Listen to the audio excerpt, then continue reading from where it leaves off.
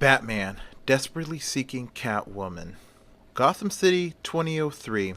It was a typical July summer in Gotham City, hot and nasty. Well, things were about to get hot for Benjamin McGonagall, Gotham PD's top detective. He always has a reputation of getting his man or his woman. But the case that he's been working on, a missing statuette, a Venus statue carved in ivory, has been stolen on its way to Gotham City for an art exhibit. Well, he has a lot of clues and a lot of leads, and he has an informant. Someone mysteriously called him, saying to meet him at the Tower Restaurant. The Tower Restaurant is located in an amusement tower, Gotham City's answer to the Eiffel Tower. It's taller than the Eiffel Tower at 1,400 feet. At its base is a shopping center where you have your typical fare of stores and movie theaters. At the mid-level, where the base ends and the tower is beginning, is the Tower Restaurant, a luxurious 5-star restaurant with a strict dress code, business attire during the day, black tie at night. Well, inside that restaurant was Ben McGonagall. He was meeting an informant. Someone had information on the missing statuette and wanted to meet him at 11 a.m. at the Tower Restaurant. McGonagall was there at his table waiting. Then the informant shows up. He was a Asian fella in his mid-30s. His name was Larson Tam. Tam introduces himself. Detective McGonagall? My name is Larson Tam. I know you by your reputation. You don't know me. But I am a very concerned citizen, he says. Well, the two men shake hands and sit down, and McGonagall asks Tam the million-dollar question. So, Mr. Tam, what made you contact me? Tam looks around nervously to see if he was followed or there's anybody around that he knows, and then he says in a quiet but loud enough voice and says, Detective McGonagall, I have information on that missing statuette. I work for the parties responsible for its theft. McGonagall's shocked and says, So, Mr. Tam, you're telling me you work for the people who stole the statue? Tam said, Yes, I do. I'm not a criminal, but I work for the people who paid Catwoman to steal it. McGonagall says, Mr. Tam, I'm glad you came to me. Tell me what you know. Tam looks around nervously to see if there's still anybody that he knew around. Then he was about to say something when all of a sudden, Tam stopped before he can get a word out. He froze. McGonagall says, Mr. Tam, are you okay? Mr. Tam, he waves his hands in front of Larson Tam's face, but there was no response, no blinking of eyes or nothing. Suddenly, Tam falls forward, his head hitting the dinner table. After Tam's head hits the dinner table, McGonagall can see as plain as day a blow dart sticking out from behind Tam's neck. He looks at the direction where the blow dart came from. At the very far end of the restaurant by the side exit was Catwoman. She was lowering down the blow dart and started to run as she saw that McGonagall saw her. McGonagall quickly pulls out his Smith & Wesson 36 Chief Special and runs after her. Of course, a man pulling out a gun at a 5-star restaurant caused a panic as people got up and ran and caused a little traffic jam trying to flee from him. Well, McGonagall screams, Out of my way! Police! Get out of my way! As he pulls out his badge and started flashing. Well, by the time he got to the side exit, Catwoman was making her way up the stairwell of the tower. McGonagall ran as fast as his legs could carry him up the stairs. When McGonagall gets close enough to Catwoman at the stairwell, he shoots a few rounds at her.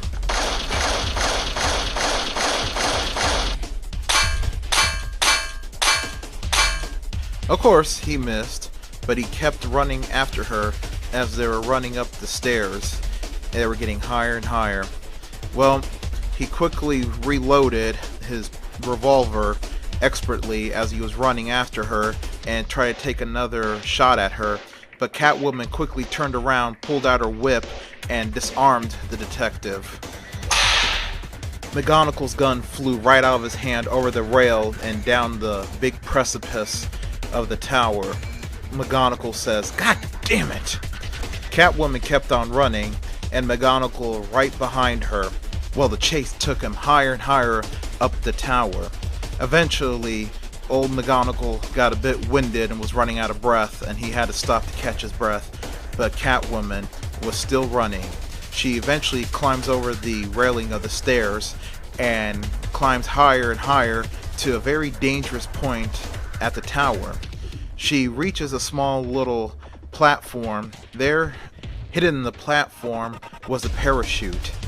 Catwoman pulls out the parachute pack, puts it on, and leaps off the platform. She pulls the ripcord and the parachute opens.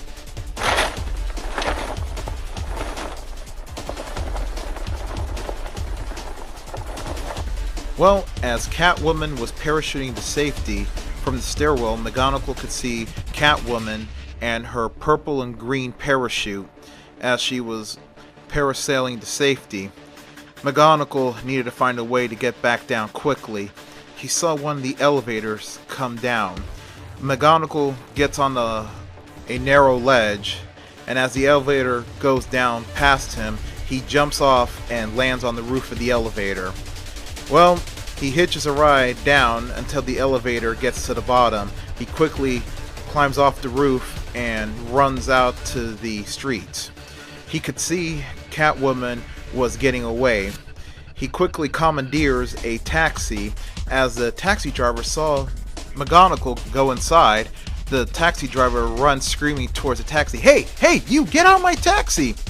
Well, the taxi driver left his keys in the ignition. So McGonagall starts up the taxi, puts it in drive, and speeds off.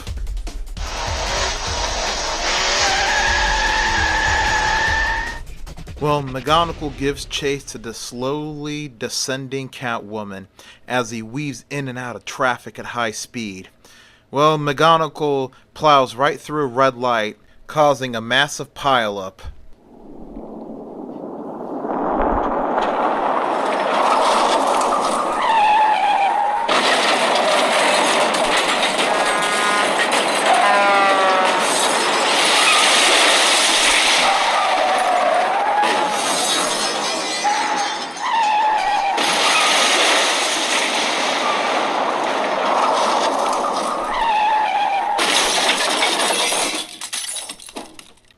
Well, the end result was Catwoman got away, and McGonagall caused a 10-car pileup with his taxi that he borrowed right in the center of the pileup. It was completely totaled and crunched. How he survived with a few scratches was beyond anybody's guess. As one policeman said, it was blind doodah luck that he got out of that taxi without any serious injuries. As for the rest of the people involved in the pileup, the injuries were severe, but luckily there was no fatalities. But now the police department was in trouble. McGonagall was in trouble. In the office of Commissioner Gordon, McGonagall was sitting in the hot seat as Commissioner Gordon was screaming at him, "I can't believe this, McGonagall. I can't believe this. This is it. The police department is ruined because of your actions. Not only did you take a taxi, you wrecked it, now the taxi company is suing us. And everybody that got injured in the accident suing us. Oh my God, this is going to be a terrible PR nightmare." Then Gordon says to McGonagall, "I'm sorry, Ben. I'm going to have to put you on paid leave until the investigation is over." Then Gordon proceeds to open his desk drawer. "McGonagall, give me your badge and gun." McGonagall says, No, Commissioner, no. I can get Catwoman." Gordon says, "No, you're off the case. I'm giving the case over to Shives. He's more efficient and careful." McGonagall says to the Commissioner, "You're making a big mistake," as he hands over his badge and gun to Gordon. Gordon puts the badge and gun into the drawer and slams the drawer shut and tells McGonagall, "You should hear the results from Internal Affairs in 2 weeks." McGonagall gets up and storms out of the Commissioner's office, violently slamming the door shut.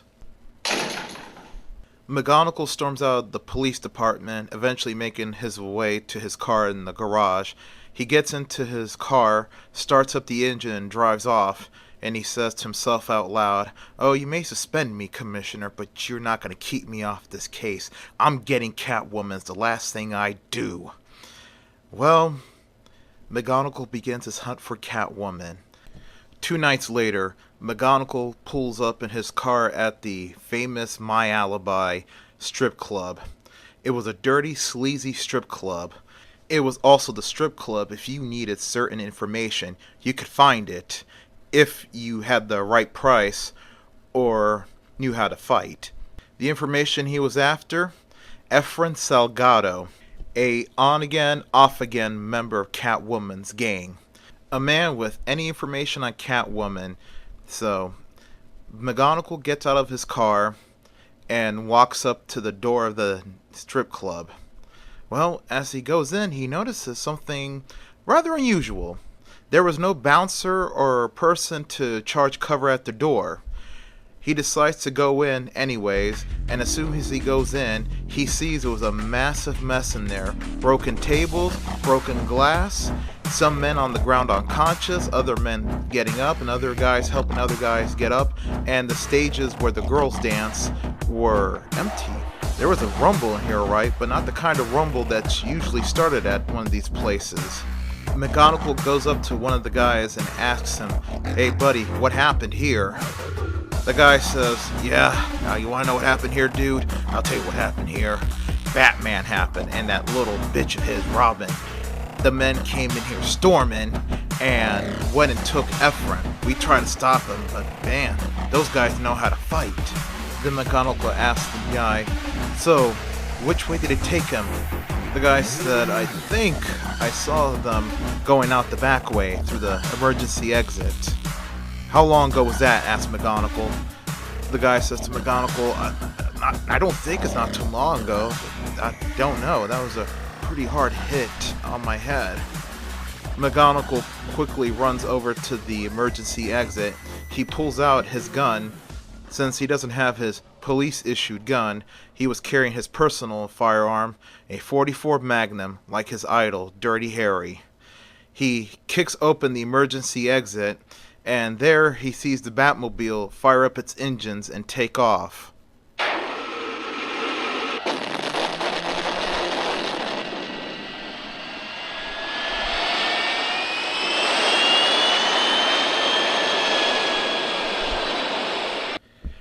After the Batmobile pretty much shot out of the alley, McGonagall heard the moaning of somebody.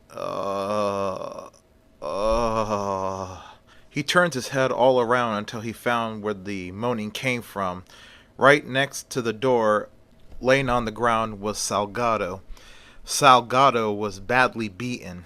McGonagall points his gun at him and says to Salgado, "All right, buddy, don't make me finish what Batman started on you. I want to know where's Catwoman." Salgado's like, don't hurt me," as he raises his hands up. "Don't hurt me. Like I told Batman, the Catwoman is hiding out at the old Clearview Projects housing. It's building number 18. That's where she's hiding out at. That's where the stolen statuette is at. She's going to give it to Tyson Geller." McGonagall lifts his gun in the air and says, "Thank you for your cooperation," and he runs out of the back alley, makes his way to his car, starts up the car, and speeds off. McGonagall was saying to himself, of course, it all makes sense. Tyson Geller, the wealthy art collector and art dealer, he would pay Catwoman to steal that priceless statuette. He's probably going to try to sell on the black market. "Oh, I got him now," he says. "I got him now, and that means I'm going to get Catwoman too." Then McGonagall realized something. That means Batman knows too, and he's probably on his way to the Clearview Projects. Then McGonagall was struck with an idea. He was going to call the police so they can get there, hopefully, ahead of the Bat. So he dials 911 and gives an anonymous tip about a deal going down with the stolen statuette, and gave him the address to the Clearview Projects and which building it was, building number 18. Well, He puts away his flip phone and floors it. Now, he was weaving in and out of traffic, but of course, traffic was a bit on the heavy side. He eventually makes it to the Clearview Projects and makes it around to Building 18. The Clearview Projects, of course, was still lived in, but there were a lot of apartments or units that were abandoned. Well, as he gets out of his car in front of Building 18, he could hear the distant gunfire coming from the 8th floor of the building.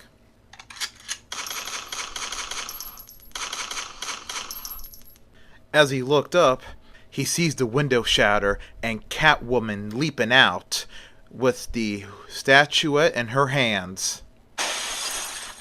She lands hard on the ground and starts running.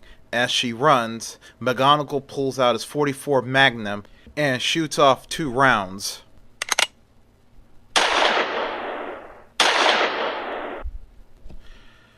One round hit Catwoman in the stomach and the other round hit her in the right thigh. She falls down and drops the statuette. McGonagall walks up to her and grabs the statuette and says to her, "I'll be taking that." Finally, the police show up. Well, Detective Shives was the one leading the charge. He runs up to McGonagall and says, "Damn it, McGonagall, you're not supposed to do anything. You're on suspension. This is my case." Well, McGonagall hands over the statuette to Shives and he says, "Here you go, kid. I hereby put this woman on citizen arrest. I don't know what went on up there, but it sounds like Batman and Robin did a number up there." And then he says to Shives, "Oh, before I forget, kid, you might want to look up Tyson Geller.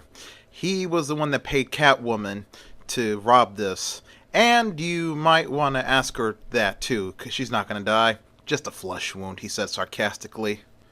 Well, it was all over. Catwoman was taken to the hospital, where she recovered quickly and was taken to jail. And Tyson Geller was arrested, and there was evidence found that he did pay Catwoman to steal the statuette. He was arrested. And as for McGonagall, well, Internal Affairs found him guilty of reckless endangerment for his actions with the stolen taxi and the car accident. Plus, they added the charge of what he did going after Catwoman when he was suspended. The verdict, he lost his job. But McGonagall expected that. As he was packing his desk, putting everything in the box, he gets a call to come to the commissioner's office. McGonagall enters the commissioner's office, and Gordon says, "Ben, sit down." Then the commissioner starts talking to Ben. "Well, Ben, you've been the best detective I've had, and I fought like hell to keep you on. But unfortunately, Internal Affairs saw differently, and the mayor's office saw differently, and wants you gone. But before you go, Ben, I want you to have something." Commissioner Gordon opens up his desk drawer and then pulls out some files and then closes his desk drawer. He opens the file folder and gives Ben a citation for valor. Ben was surprised, like, "Commissioner, a citation for valor?" Commissioner Gordon said, "Yes, Ben. God damn it, you deserve it. Not only did you get Catwoman, you brought down a corrupt art dealer who has been stealing a lot of priceless antiques to sell it out in the black market. I'm sorry, Ben, you deserve this." Ben says, "Thank you, Commissioner. Thank you." Ben gets up from his chair, and the two men shake hands and then hugged each other. Commissioner Gordon says, "Good luck, Ben. Good luck in all your endeavors." Then Ben says to the commissioner, "Thank you, Commissioner. Because of you, I for once got to work on a clean police force for once. Keep up the good work, sir." Well, Ben leaves the office, and what happens to Ben afterwards? He moves back to his hometown of Miami and becomes a private detective down there. And that was the last that anyone saw or heard of Ben McGonagall, Gotham City's tough detective who always got his man or his woman. Like and subscribe. The end.